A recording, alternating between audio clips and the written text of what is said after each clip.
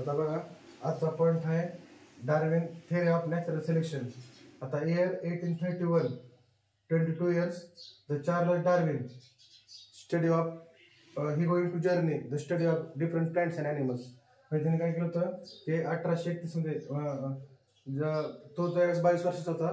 तर त्याने काय केलं होतं चार्लस डार्विननं स्टडी करायचं म्हणजे ओशनच्या डिफरंट प्लांट ॲनिमल्सची स्पेसिसची स्टडी करण्यासाठी त्यांनी ओशनमध्ये गेला होता. आणि त्यासाठी HMS म्हणजे बेगल शिप ह्या शिपचं नाव आहे. तर ह्या शिपमधून त्यांनी काय केली ती स्टडी केली होती. आणि after 4 years 1835 the famous island Galapagos म्हणजे ह्याने काय केलं होतं की 1835 मध्ये जे फेमस आइसलँड जे होतं ज्याचं नाव होतं गॅलोपागोस ह्या आइसलँडवर तो पोहोचला. And there study of the different the plant and animals म्हणजे त्यांनी वेगवेगळ्या प्रकारचे प्लांट्स अँड ॲनिमल्सची स्टडी केली. आणि ह्याच्यावरूनच काय आणि हे जे इन्फॉर्मेशन आहे तर ओरिजिन ऑफ स्पीसीज ह्या बुकमध्ये त्यांनी सगळ्या गोष्टी रोट केल्या की त्यांनी काय स्टडी केली की काय प्लांट्स अँड ॲनिमल्सची वेगवेगळ्या आइसलँडवर जाऊन वेगवेगळ्या प्रकारच्या प्लांट्स अँड ॲनिमल्सची स्टडी केली. आणि ह्यालाच हेतूनच काय झालं की थेअरी ऑफ नॅचरल सिलेक्शन ही कन्सेप्ट त्याच्या ओरिजिन स्पीसीजमध्ये आली. आणि ह्याने काय केलं Darwin said that all organism reproduce the prolifically म्हणजे काय लार्ज क्वांटिटीमध्ये प्रत्येक जण रिप्रोड्यूस करू शकते. आता प्रत्येक जण बर्थ देऊ शकते बाळाला समजतंय. काही जणांना 1 काही जणांना 2 आहेत काही जणांना 4 आहेत म्हणजे प्रत्येक जण ॲनिमल्स काय करू शकतो रिप्रोड्यूस करू शकतो लार्ज क्वांटिटीमध्ये. पुन्हा दुसरं की काय सांगितलं की all organism compete with each other in the life threatening manner. आता प्रत्येक ऑर्गॅनिझम जो आहे ते एकमेकांशी स्पर्धा करते कशासाठी फूडसाठी शेल्टरसाठी आणि मीटिंगसाठी. जसं तुम्हाला म्हणलं की फूडसाठी तर भांडण होतं शेल्टरसाठी तर मीटिंगसाठी. जसं आपल्या ह्याच्यामध्ये कसं मुलींचं चक्कर असते तसं ह्याच्यामध्ये सुद्धा ते मीटिंगसाठी सुद्धा ते काय करतात भांडणं करत ह्यांच्यामध्ये. मीटिंग म्हणजे जसं त्यांच्यामध्ये आपल्या ह्याच्यामध्ये कसं मुलं हे करतात म्हणजे मुलं आणि मुलींचं कसं राहतंय तसं त्यांच्या ह्याच्यामध्ये सुद्धा मीटिंगसाठी एकमेकाशी ते स्पर्धा करतात मीटिंगसाठी. तर हे फूड शेल्टर आणि मीटिंग ह्या 3 गोष्टीसाठी सुद्धा ह्यांच्यामध्ये कॉम्पिट होते स्पर्धा होते. And in the competition, only those organisms sustain which show the modification essential for winning the competition. पण हे ह्यांच्यामध्ये असे जे विन होतात की त्यांच्यामध्ये काहीतरी स्पेशल मॉडिफिकेशन आहे आणि असेच ते काय करतात स्पर्धा जिंकतात. आता तर तुम्हाला त्याचं एक्झाम्पल सांगतो कशी जिंकतात. आता बघा इन्व्हायरमेंटमध्ये अशा प्रकारचे बग्स आहेत. बग्स म्हणजे काय जे काय कीड आहेत असे काय रेड कलरचे आहेत आणि काय आहेत ते ग्रीन कलरचे आहेत. आता जर सपोज कावळा आला तर कावळा आधी कोणाला बग करणार आहे पहिल्यांदा कोणाला म्हणजे रेडला घेणार आहे का ग्रीनला ते खाणार आधी. जर एन्व्हायरमेंटमध्ये प्रेमिस म्हणते ना शिकार करणं कावळ्याचं अन्न तुम्हाला माहिती काय खात ते. मग ह्या ठिकाणी वेगवेगळ्या प्रकारची कीड आहेत. मग तो रेडला खाईल का ग्रीनला खाईल कोणत्याला खाईल तो रेडला अगोदर खाईल. का खाईल रेडला कारण एन्व्हायरमेंट तुमचं ग्रीन आहे. ग्रासवर ग्रीन दिसणार नाहीत ना किडे त्याला दिसतील का दिसणार नाही. तर तो अगोदर रेड दिसणार आहे त्याला पाटापाटा उचलणारे लगेच तो खाणार आहे. पण ग्रीनवाले काय झाले सस्टेनिंग राहिले कारण का तर त्यांच्यामध्ये एक प्रकारचं मॉडिफिकेशन होतं. काय मॉडिफिकेशन होतं की ह्यांच्याकडे अशा प्रकारची कॅरेक्टरिस्टिक्स होती की त्यामुळे हे जिवंत राहिले. पण हे मेले ह्यांच्याकडे तशा प्रकारचं मॉडिफिकेशन होतं तर त्यामुळे हे काय झाले डेथ झाली यांची. आणि त्यामुळं आणि ही तर ह्यांच्यामध्ये एक प्रकारचं मॉडिफिकेशन होतं आणि हेच कॅरेक्टरिस्टिक्स त्यांच्या नेक्स्ट जनरेशनला गेली समजते. म्हणजे संख्या कोणाची वाढायला येत आता ग्रीनची. कारण का वाढायली कारण ह्यांच्याकडे एक स्पेशल प्रकारचं कॉम्पिटिशन आहे आणि मॉडिफिकेशन आहे. आणि त्या मॉडिफिकेशनमुळं काय झालं की हे ते काय झाले ह्या ठिकाणी जिवंत राहायला लागले इन्व्हायरमेंटवर. आणि ह्यांच्याकडे तशा प्रकारचं मॉडिफिकेशन होतं म्हणून त्यांची डेथ झाली समजतंय. आणि ह्यांची लार्ज क्वांटिटीमध्ये संख्या पण वाढली कारण काय तर ह्यांच्याकडे असं कॅरेक्टर आहे की ते नेक्स्ट जनरेशनला घेऊन जाऊ शकतं. हे त्यांनी त्याची सुद्धा स्टडी केली समजतंय चार्लिननं. बघा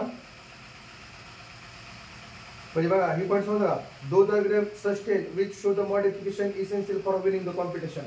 म्हणजे हे तर कोणी कॉम्पिटिशन जिंकलं तर ग्रीनवाल्यांनी कारण का तर ह्यांच्यामध्ये एक अशा प्रकारची कॅरेक्टरिस्टिक्स आहे की जे नेक्स्ट जनरेशनला काय करायला लागेल घेऊन जायला लागेल समजतंय. आता पुढचं आहे बघा however besides the natural selection only play important role because natural select only those organisms which fit live and rest perish. बघा नॅचरल सिलेक्शनचा हा जो क्रायटेरिया आहे तर ह्या कोणासाठी लागू झाला की because naturally select only those organism are fit live and rest perish, म्हणजे हे पुढच्या जनरेशनला हे कॅरेक्टर जनरेशनला घेऊन गेले तर त्यांच्यासाठी ते काय झालं ऍप्लिकेबल झालं. ज्यांच्यामध्ये मॉडिफिकेशन आहेत तर तेच काय झाले जिवंत राहिले, ज्यांच्यामध्ये मॉडिफिकेशन नाही तर ते पुढे गेले का तर नाही गेले. समजतंय. तर पुन्हा पुढचं काय सांगितलंय sustaining select the organism can perform the reproduction therefore give the rise new pieces on specific character. आता बघा आता ज्या वेळेस तुम्हाला सांगितलं की sustaining select organism can perform the reproduction, आता प्रत्येक ऑर्गॅनिझम त्यांचं रिप्रोडक्शन करणार आहे आणि ते रिप्रोडक्शन आता जे त्यांच्याकडे कॅरेक्टर असणार आहेत तर ते कॅरेक्टर रिप्रोडक्शनमुळे त्यांच्या नेक्स्ट जनरेशनला ते जाणार आहेत. समजते का. आणि त्यामुळं एक नवीन पीसेस क्रिएट होणार आहे. समजते का. म्हणजे तुम्हाला इथं काय सांगितलंय की रिप्रोडक्शन केल्याच्या नंतर जे त्यांच्याकडचे कॅरेक्टर आहे तर ते कॅरेक्टर त्यांच्या काय होणार आहे नेक्स्ट जनरेशनला काय होणार आहे जाणार आहे. And Darwin theory of natural selection was widely accepted in the long duration. आणि हे जे तिने स्टडी केली होती तर नॅचरल सिलेक्शन ही प्रोसेस जे आहे ते सगळ्यांनी काय केलं त्याला ह्या थिअरीला ऍक्सेप्ट केलं की जे तिने हे केलं होतं जे थिअरीमध्ये जे रिसर्च केले होते तर ते सगळ्यांनी त्याला काय केलं ऍक्सेप्ट केले की कारण का तर हे जे आहे तर ह्यांच्यामध्ये जे प्लांट्स आणि अॅनिमल्सची जी स्टडी केली होती तर सगळ्यांनी वाईडली एक्सेप्ट केलं. मग some objective raise against the theory, पण अशा काही गोष्टी होत्या की असे काय ऑब्जेक्टिव्ह होते की ज्याच्याबद्दल हे जे नॅचरल सिलेक्शन प्रोसेस आहे तर हे योग्य नाही प्लांट्स आणि अॅनिमल्ससाठी. असं काही जणांनी सुद्धा ह्याच्यावर ही केलं. तर आता कोणते त्या 3 गोष्टी होत्या की ज्याच्यामध्ये त्याचं एक्सप्लेनेशन त्यांनी दिलं नव्हतं. तर पहिली गोष्ट आहे natural selection is not only factor responsible for the evolution. Natural selection हा फॅक्टर फक्त रिस्पॉन्सिबल नाही इव्होल्युशनसाठी. तर ह्या ठिकाणी जर जीन्स म्युटेशन तुम्ही मागच्या लेक्चरला शिकलात म्युटेशन कशाला म्हणतात की सडनली चेंजेस जीन्स जीनमध्ये जर सडनली चेंज झाले तर त्याला काय म्हणते म्युटेशन म्हणते. मग जीन्सच हा रिस्पॉन्सिबल आहे की नवीन कॅरेक्टर तयार करण्यासाठी असं त्यांनी दुसऱ्यांनी स्टडी करताना सांगितलं. ह्याने फक्त काय सांगितलं की नॅचरल सिलेक्शनचा क्रायटेरिया, पण नॅचरल सिलेक्शनच हा क्रायटेरिया रिस्पॉन्सिबल नाही तर म्युटेशन म्हणजे जीन्स ही सुद्धा महत्वाचा फॅक्टर आहे ज्याच्यामुळे कॅरेक्टर चेंज होऊ शकतं. हे त्याच्या पहिल्या ह्याच्यामध्ये ड्रॉबॅक्स निघाला पहिला कोणाचा डार्विन थिअरी डार्विनचा चार्ल्सचा. पुन्हा दुसरा आहे Darwin did not mention any explanation about the useful and useless modification. आता डार्विनने सांगितलं की असं ह्याचं कुठलं एक्सप्लेनेशन होतं त्याच्यामध्ये की युजफुल कोणते आहेत आणि युजलेस कोणते आहेत. आणि युजफुल कोणते आहेत तर ते तिने म्हणजे ह्याच्याकडे कुठलं एक्सप्लेन नव्हतं. आणि युजलेस आहेत तर ते कशाकडे आता काही प्लांट्समध्ये काय ऑर्गन युजफुल आहेत आणि काही युजलेस आहेत. मग ते युजलेस जे होते ऑर्गन ते डिसअपिअर का झाले नाहीत प्लांट्स मधले किंवा त्या अॅनिमल्स मधले. आणि युजफुल जे आहेत आता त्याने ह्याच्याकडे असं कुठलंही एक्सप्लेनेशन नव्हतं की ते युजफुल का आहेत आणि युजलेस का आहेत ते. तर त्यामुळं त्याच्यावर पण लोकांनी ऑब्जेक्शन घेतलं किंवा हे मेन ड्रॉबॅक्सचा राहिला की ह्याच्यामध्ये कोणते युजफुल आहेत आणि कोणते युजलेस आहेत मॉडिफिकेशन तर ते त्याला एक्सप्लेनेशन त्याने दिलं नाही. पुन्हा there is no explanation about the slow changes and abrupt changes, म्हणजे अपडेट म्हणजे फास्ट चेंजेस. म्हणजे त्याच्यामध्ये कुठलंही त्याच्याकडे एक्सप्लेनेशन नव्हतं की कोणत्या ऑर्गनमध्ये स्लो चेंजेस झालेत आणि कोणामध्ये फास्ट व्हायला लागलेत. तर हे सुद्धा त्याचा 3 पॉईंट त्याच्याकडे नव्हते. समजतंय. म्हणजे फक्त नॅचरल सिलेक्शन हे फक्त रिस्पॉन्सिबल नाही कारण जीन्स हा रिस्पॉन्सिबल आहे कारण जीन्स थ्रू कॅरेक्टर काय होतं चेंज होऊ शकतं. हा पहिला.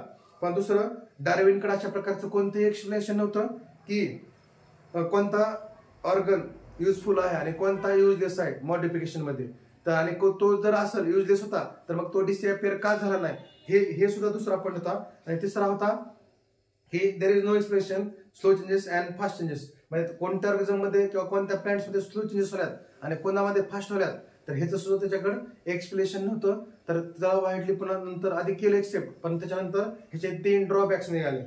And irrespective all objection Darwin work evolution has been milestone. तर त्यामुळं हे सुद्धा काय झालं की लोकांनी ह्याचे जे मेन ऑब्जेक्टिव्ह होते तर ह्याच्यावर काय केलं ह्या 3 त्यांनी काय केलं ही स्टडी केली ह्या 3 गोष्टींची. म्हणजे हे 3 ड्रॉबॅक्स निघले त्याच्यामध्ये. समजलं.